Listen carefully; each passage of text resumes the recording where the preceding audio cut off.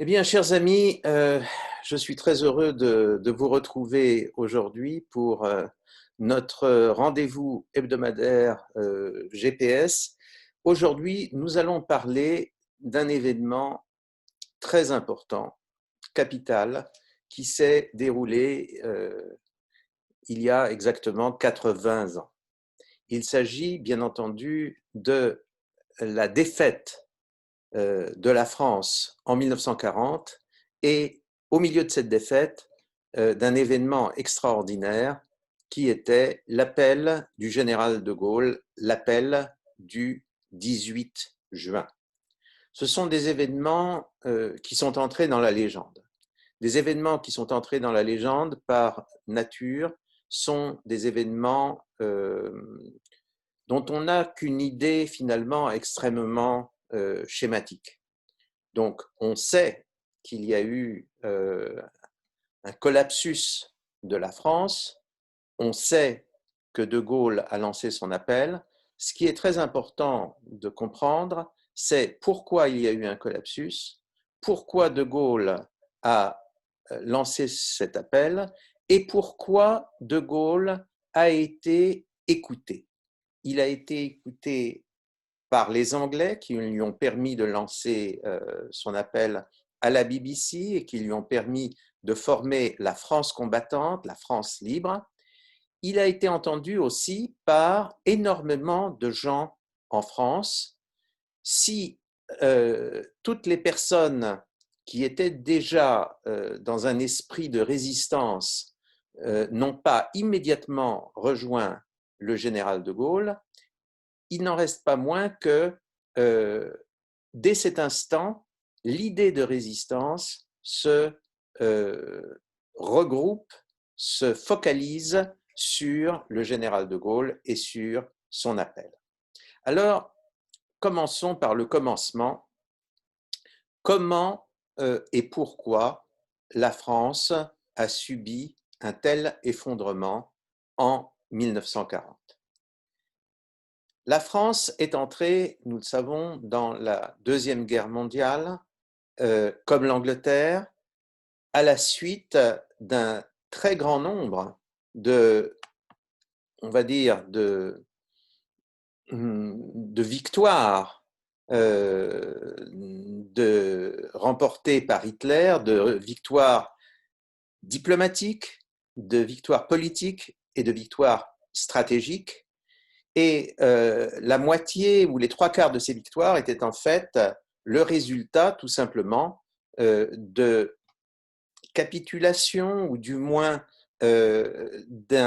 d'hésitation venant de la part des alliés occidentaux, venant de la part de la France et de l'Angleterre. La France et l'Angleterre, pour des raisons diverses, pendant un certain temps ont eu peur de se lancer dans une nouvelle guerre mondiale et à un autre moment, la France et l'Angleterre ont eu le sentiment que si la guerre semblait désormais absolument inéluctable avec l'Allemagne, il serait peut-être bon de gagner le plus de temps possible afin d'être le mieux préparé possible en vue de pouvoir se battre avec une chance de gagner le combat. Ce qui se passe au début de la guerre de 1939, nous le savons, c'est que l'Allemagne mène une guerre éclair contre la Pologne.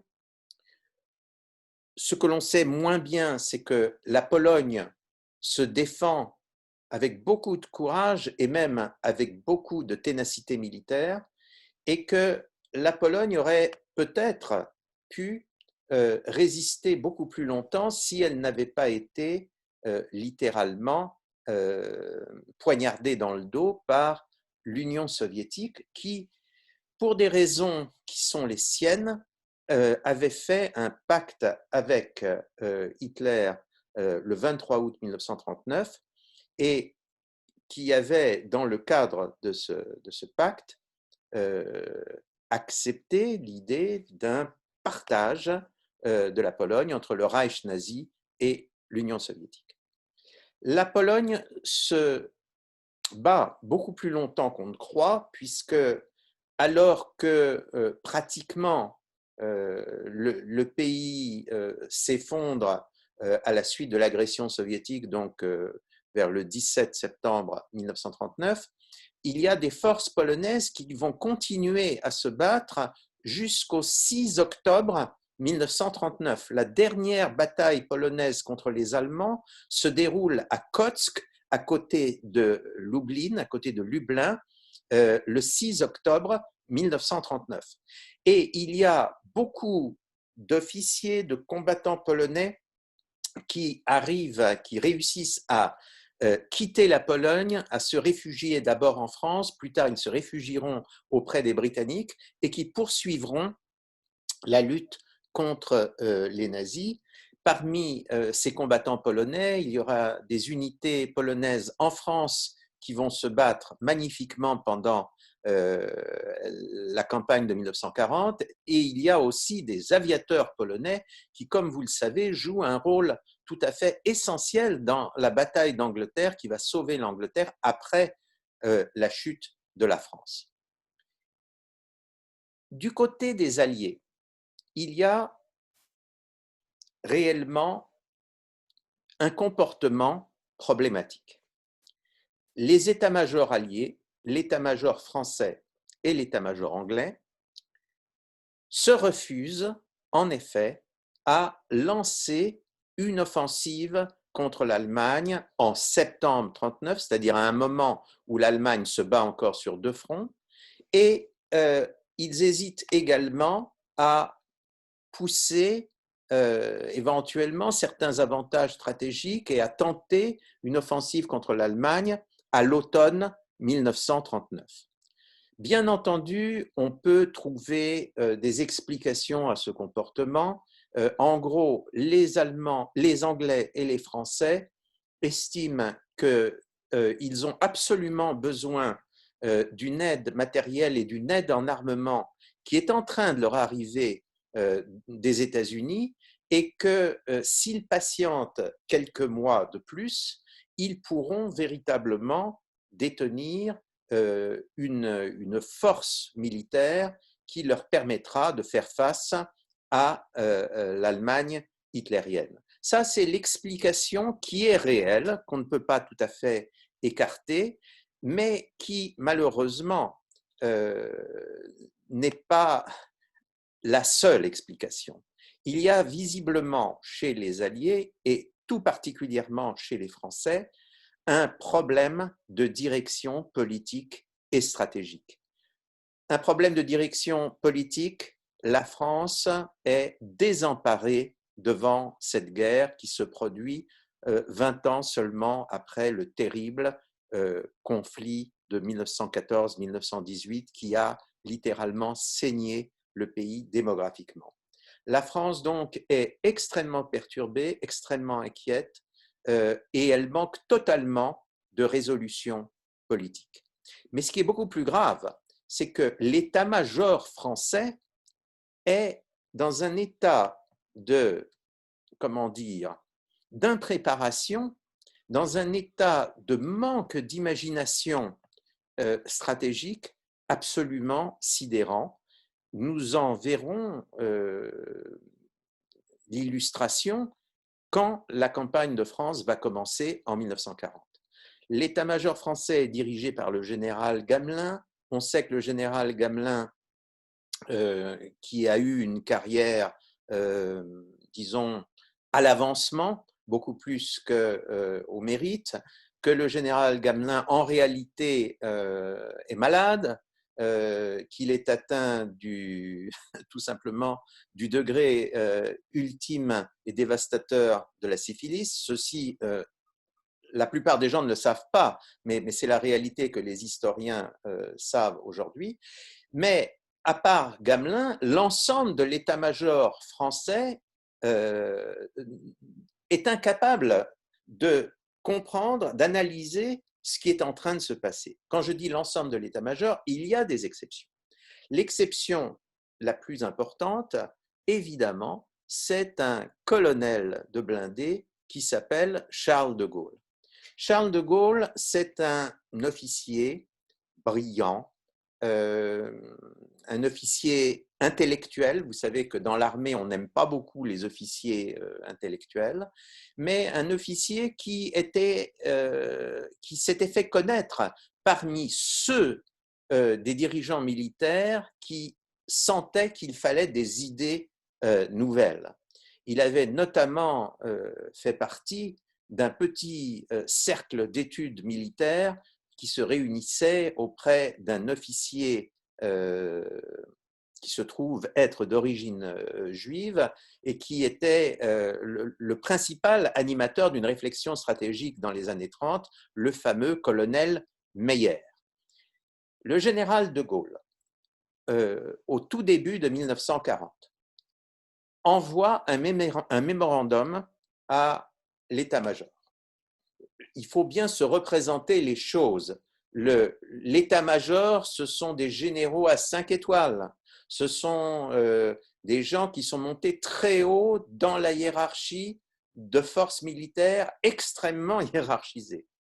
Et le colonel de Gaulle, qui n'est pas rien, mais qui n'est quand même pas grand-chose vis-à-vis de cet état-major, envoie un mémorandum. Et dans ce mémorandum, il dit il faut que nous analysions la façon dont les Allemands ont mené leur guerre en Pologne. Il faut que nous comprenions que les Allemands ont inventé un nouveau type de guerre, un type de guerre fondé sur l'utilisation de la force mécanique, c'est-à-dire avant tout des blindés, mais aussi de l'aviation. Et notre doctrine militaire en France n'est pas à jour. Elle n'a pas intégré les nouveautés que nous avons constatées sur le front polonais. Elle n'a pas intégré ce que nous savons des nouveautés que les Allemands ont élaborées et sont en train d'utiliser. Donc le général de Gaulle, dans ce fameux mémorandum, dit il faut que nous réorganisions très vite, tout de suite, avant le printemps, que nous réorganisions notre armée, que nous fassions de nos forces blindées qui sont importantes, que nous en fassions un fer de lance autour duquel tout le reste de l'armée française doit être réorganisé et que nous ayons dans ce cadre-là le courage de recourir à l'offensive et au mouvement, puisque ce sont les Allemands qui l'ont décidé. La nouvelle guerre, à la différence de la précédente, est une guerre qui repose complètement sur l'offensive, le mouvement et la vitesse que donne la force mécanique. Ce mémorandum du colonel de Gaulle, bien entendu, n'est même pas pris en considération par l'état-major, mais il y a un certain nombre de personnes au gouvernement qui ne sont pas insensibles à l'argumentation de Gaulle. En particulier, Paul Reynaud, qui à ce moment-là est le numéro 2 du gouvernement et pratiquement, on peut dire qu'il est la deuxième tête du gouvernement avec Daladier. Paul Reynaud a lu ce référendum et il se dit nous avons avec les idées de Gaulle quelque chose de très fort. Il faut que nous utilisions ce cerveau parce que c'est vraiment quelqu'un qui a une vista, une compréhension de ce qui se passe qui n'est pas commune. Ensuite, les événements se précipitent. Hitler a envisagé d'attaquer la France en réalité pratiquement au lendemain de sa victoire en Pologne. Il avait fait des plans pour attaquer la France dès novembre 1939. En définitive, il y a un certain nombre d'offensives qui sont planifiées du côté allemand et qui sont reportées à des dates ultérieures, notamment pour des raisons tout simplement de météo, mais aussi parce que chez les Allemands, on discute sans arrêt pour se dire pour essayer de se dire comment on va mener cette offensive à l'ouest. Est-ce qu'on va juste refaire ce que l'on a fait en Pologne ou bien est-ce que l'on fait quelque chose de nouveau et quelque chose de différent? Et finalement, Hitler décide de mettre en application un plan extraordinairement audacieux qui lui a été soumis par l'un de ses maréchaux, le maréchal von Manstein. Ce plan qu'adopte Hitler, c'est un plan qui consiste, comme en 1914, à traverser la Belgique pour attaquer la France, mais qui, à la différence de ce qui s'est passé en 1914, se propose également d'attaquer, de balayer la Hollande, et surtout, c'est un plan qui présente des différences importantes avec 1914. La première différence, c'est que on va décider de mener une offensive totalement inattendue à travers un secteur topographique impossible à traverser. Il s'agit du massif des Ardennes. Von Manstein dit on peut traverser les Ardennes avec des blindés. Hitler dit d'accord. Et surtout, dans le plan de von Manstein, il y a cette idée qu'on va utiliser la force de choc et de terreur de l'armée allemande pour dresser, sans qu'ils s'en rendent compte, bien entendu, sans qu'ils le comprennent, pour dresser les civils hollandais, belges et français contre l'armée française et contre l'armée anglaise qui débarque pour soutenir l'armée française. Le 10 mai 1940, la grande offensive commence. Je passe sur un certain nombre de péripéties qui se sont déroulées les semaines précédentes. En gros, il y a eu une sorte de campagne de diversion vers la Scandinavie que les Alliés n'ont pas réussi à très bien analyser. Au même moment, il y a une guerre entre la Russie et la Finlande. Il y a ce que Clausewitz appelle le brouillard de la guerre, le brouillard stratégique. Et dans ce brouillard, ceux qui savent où ils vont, et en l'occurrence, ce sont les Allemands, ont un avantage sur ceux qui ne savent pas ce qui est en train de se passer, c'est-à-dire les Alliés. Le 10 mai 1940, une offensive généralisée allemande est déclenchée à l'ouest, c'est-à-dire que l'Allemagne attaque le Luxembourg, la Hollande, la Belgique, et que, en attaquant de cette façon-là, elle attire l'armée française d'abord et l'armée anglaise ensuite dans un piège. En effet, les Allemands, en attaquant la Belgique, laissent à penser aux Français et aux Anglais qu'ils ne peuvent pas traverser la fameuse ligne Maginot, une ligne de fortification qui suivait la frontière franco-allemande depuis la Suisse jusqu'à la Belgique, mais qui s'arrêtait à la Belgique. Les Français se disent, les Allemands nous attaquent en Belgique parce qu'ils ne peuvent pas franchir la ligne Maginot. Donc, la bataille va se dérouler en Belgique. Si nous sommes suffisamment rapides, nous pouvons écraser les Allemands en Belgique. Et c'est la clé de cette deuxième guerre mondiale, de cette deuxième grande guerre. Mais là, il va se passer quelque chose qui va déjouer totalement les plans des Français et des Anglais. Premièrement, comme je l'ai dit tout à l'heure, il y a quelques instants, les Allemands vont faire une offensive, une deuxième offensive, non pas sur la Hollande et sur la Belgique, mais ils vont faire une autre offensive contre la France à travers les Ardennes. Et ce champ de bataille, cette espèce de zone charnière qui était réputée infranchissable par des troupes modernes, ce champ de bataille va être complètement investi par les Allemands et les Allemands vont débouler au sud d'une armée française et d'une armée anglaise qui sont engagées en Belgique. En d'autres termes,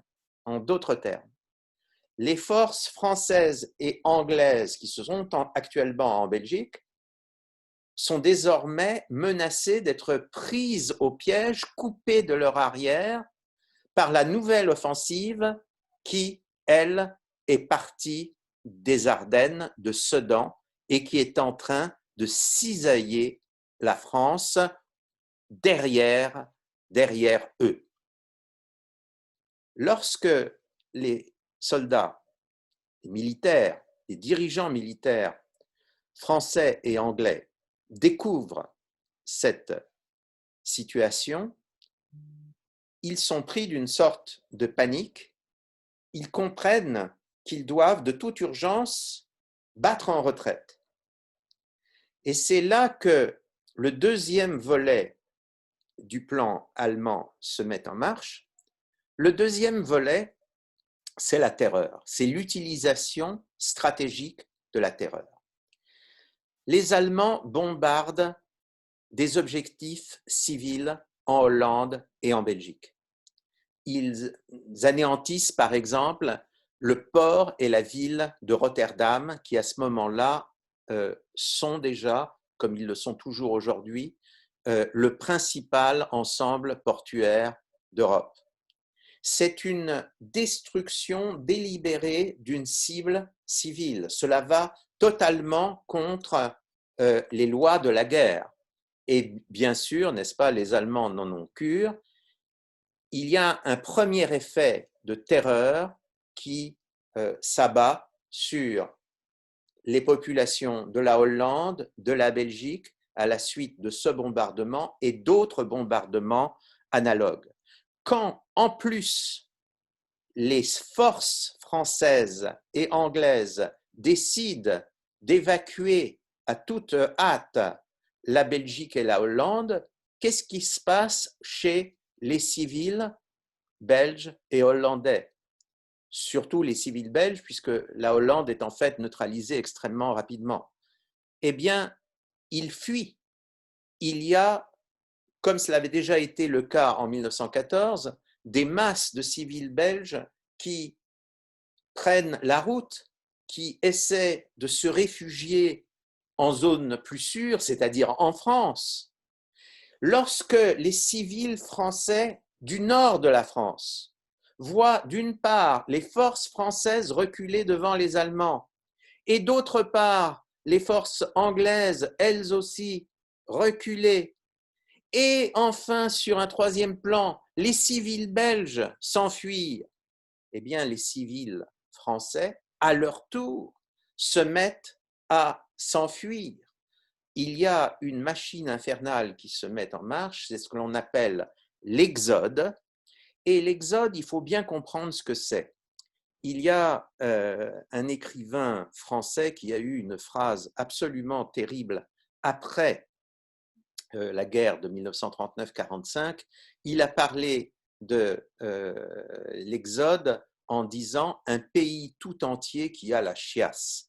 C'est un mot terrible et c'est malheureusement ce qui se passe. Cet écrivain français, c'était Roger Nimier, mais il y a eu beaucoup d'autres écrivains, comme vous le savez, qui ont raconté exactement la même chose, beaucoup d'autres témoins.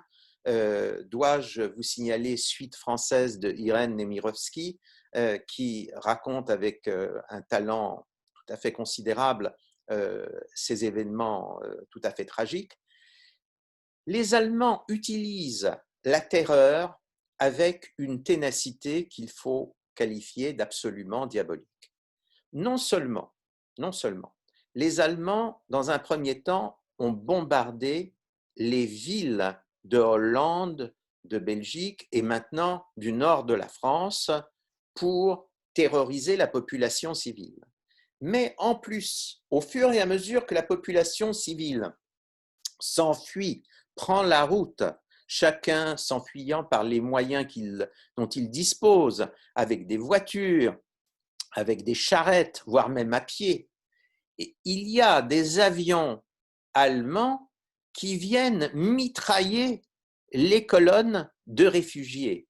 Un autre crime de guerre s'ajoute au crime que nous venons de décrire. Un deuxième crime de guerre s'ajoute. Et pour que ce mitraillage des civils donne toute sa mesure, les avions allemands sont munis de quelque chose qui ne leur sert absolument à rien sauf à terroriser. Ils sont munis de sirènes. Ils sont munis de sirènes et lorsque ces avions descendent en piqué sur les colonnes de réfugiés pour les terroriser, les sirènes se mettent en marche. On n'a jamais vu ça, on ne comprend pas ça. Imaginez quelle peut être la réaction des civils qui non seulement se voient bombardés par des avions allemands, mais qui en plus entendent ces avions allemands fondre sur eux dans un bruit de sirène qui, bien entendu, ne fait qu'augmenter au fur et à mesure qu'ils se rapprochent de leurs objectifs, de leurs pitoyables objectifs. Le résultat est que il y a bientôt quelque chose comme une dizaine de millions de personnes sur les routes du nord de la France, que ces civils empêchent tout simplement les forces françaises d'opérer, de pouvoir manœuvrer. Et de ça et là, vous avez des généraux ou des colonels. Par exemple, il y a le général de Gaulle lui-même qui décide de se battre à la tête de son régiment de chars à Montcornet. Eh bien, en réalité, les forces françaises ne peuvent même plus réagir. Mais elles ne peuvent plus réagir. L'imagination créatrice en matière stratégique qui peut venir à certains officiers est anéantie, est neutralisée par le chaos qu'il y a sur le terrain, mais de plus, et avant tout, l'état-major français est anéanti lui-même, ne cherche même plus à imaginer comment il peut redresser la situation. Nous avons une scène absolument effrayante après 15 jours de combat où Winston Churchill confère avec l'état-major français et il demande à l'état-major français, bon, mais où sont vos réserves stratégiques? Et là, Gamelin dit à Churchill, nous n'avons pas de réserve stratégique, nous n'avons plus rien. À ce moment-là, les Anglais n'ont pas d'autre choix que de rapatrier leur armée en Angleterre pour éviter qu'elle soit perdue, qu'elle soit faite prisonnière par les Allemands. Il faut dire que les Anglais à Dunkerque offrent aussi à tous les Français qui veulent se réfugier en Angleterre de le faire. Il se trouve que les Allemands avancent tellement vite qu'ils négligent d'anéantir les Français et surtout les Anglais à Dunkerque. Ils pensent que ça n'a plus d'importance, que maintenant ils ont déjà conquis toute la France et qu'ils peuvent aller plus loin. À ce moment-là, il y a un complot, un grand complot, dans une partie de la classe politique et une partie des dirigeants militaires français pour capituler au plus vite. Il y a cette idée que la guerre est perdue et qu'il vaut mieux, à ce point du désastre, il vaut mieux traiter avec les Allemands et obtenir d'eux quelque chose, ne serait-ce que peu de choses, plutôt que d'aller plus loin dans l'effondrement. Mais il y a au même moment, appelons ça un contre-complot ou une contre-mobilisation d'un certain nombre de chefs militaires, voire de chefs politiques, qui se disent « mais on peut continuer à se battre ». Et c'est là que je veux en venir à la clé de ce qu'on a appelé l'appel du 18 juin et euh, euh, la création de la France libre. En fait, il y a un atout qui reste à la France et un atout qui reste à l'Angleterre de toute façon. Ces deux atouts jumeaux, ce sont les empires. La France a un grand empire colonial en Afrique du Nord, en Afrique noire, dans l'océan Indien et en Asie, en Indochine. L'Angleterre, elle, a un empire infiniment plus grand et dans cet empire, il y a en particulier des nations qui sont le Canada, l'Australie, la Nouvelle-Zélande, l'Afrique du Sud, qui sont des nations en fait pratiquement britanniques, qui sont intimement liées à la nation britannique, qui se considèrent comme des frères de race, des frères de culture, des frères de langue, des Anglais. Ce sont des nations qui toutes ont le même roi, le roi George VI.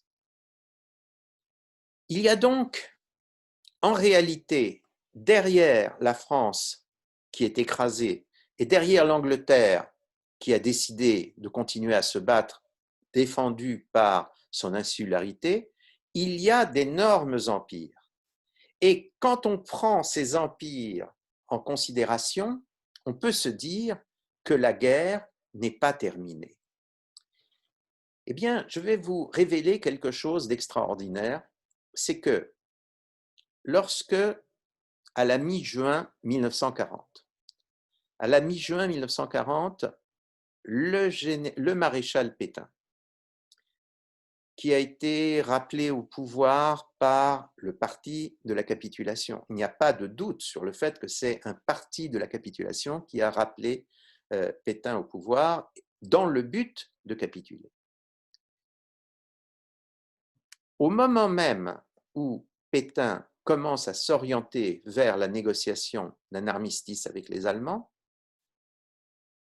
la plupart, la quasi-totalité des chefs politiques et militaires de l'Empire, c'est-à-dire les gouverneurs des colonies, les commandants militaires des colonies, disent à Pétain « Vous n'êtes pas forcé de capituler, nous pouvons toujours nous battre. Si vous décidez de vous battre, l'Empire se battra. » Pétain passe outre. Il décide d'ouvrir les négociations en vue d'un armistice le 17 juin et il signera l'armistice, comme vous le savez, le 22 juin.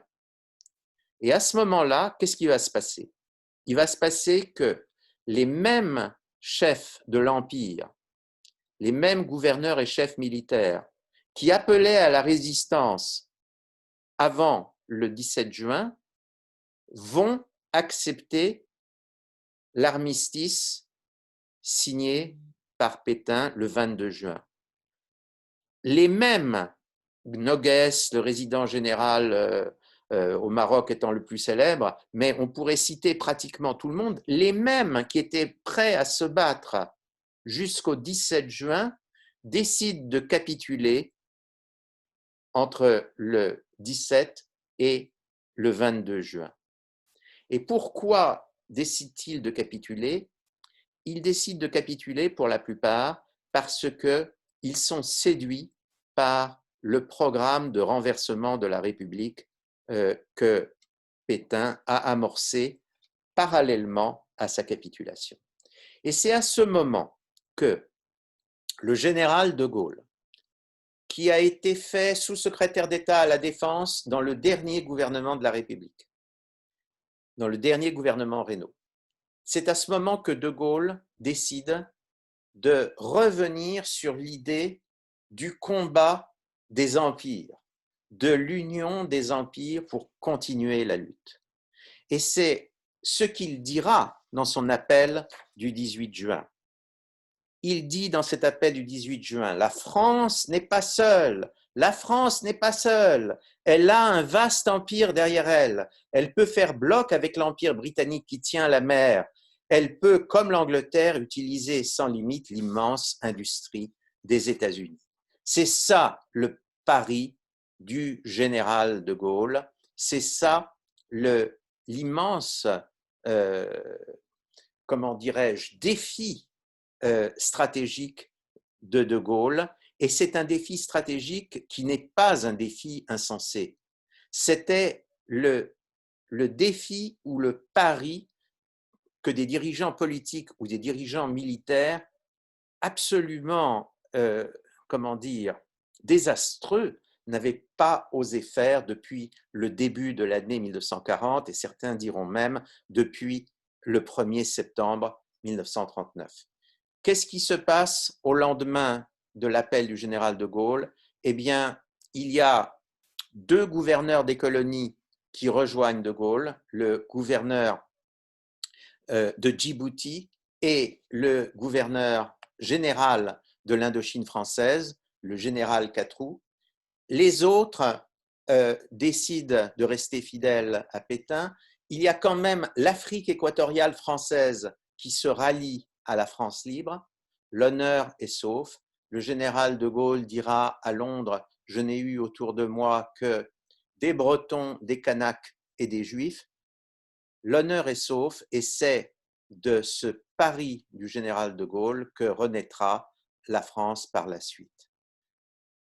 La réalité de l'appel du 18 juin, c'est cela, c'est la vista ou l'imagination stratégique. Et lorsque nous voyons ce que nous vivons aujourd'hui face à une série de défis et de crises, nous nous disons qu'il y a là une leçon qu'il ne faut pas oublier et vers laquelle